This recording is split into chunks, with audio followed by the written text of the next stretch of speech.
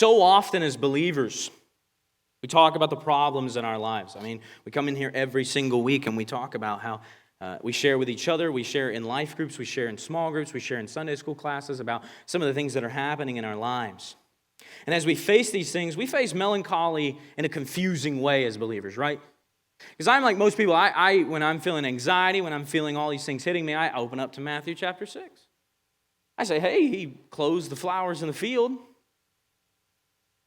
Hey, he takes care of the birds. God takes care of the birds. He's faithful to the birds and the flowers of the field. How much more faithful would he be to me? Amen, right? And then we turn around and we start looking at the problems again.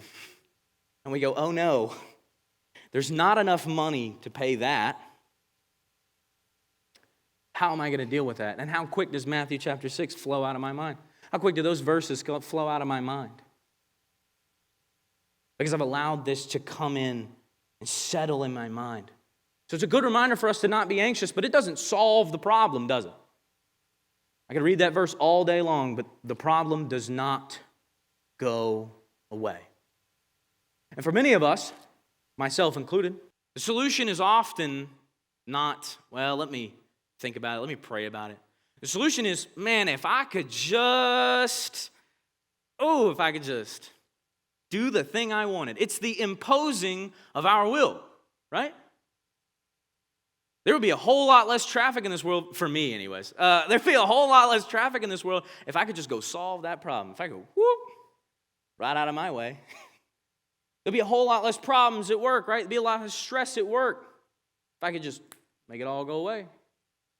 If I could impose my will, the world would be perfect for me. Maybe that's the problem.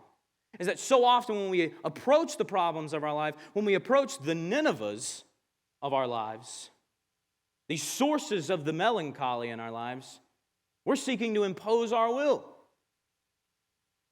And if I had the power to impose my will, if any of us had the power to impose our will, sure, there'd be a lot less traffic, but there might be more traffic accidents. Sure, there'd be a lot less problems at work, but heck, work might not be a problem anymore, if you know what I mean. I might come in and I might say, you know what, I don't like that coworker anymore. Gone. If I was to impose my will onto the lives of other people, that would not be the appropriate response. So how do we face the melancholy in our lives? How do we face these problems in our lives? And I'm going to say this. I'm going to say it, and it's going to sting, and it's going to hurt, but at the same time, it has to be said, the response is faith.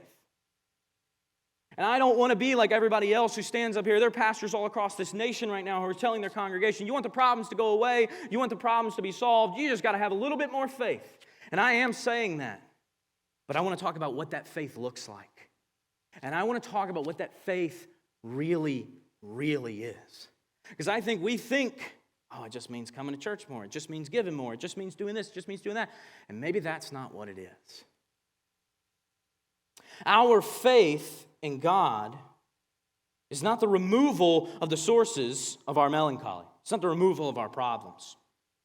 But faith should be the solid foundation upon which our response is centered. It should be the solid foundation for which we center our response to the problem.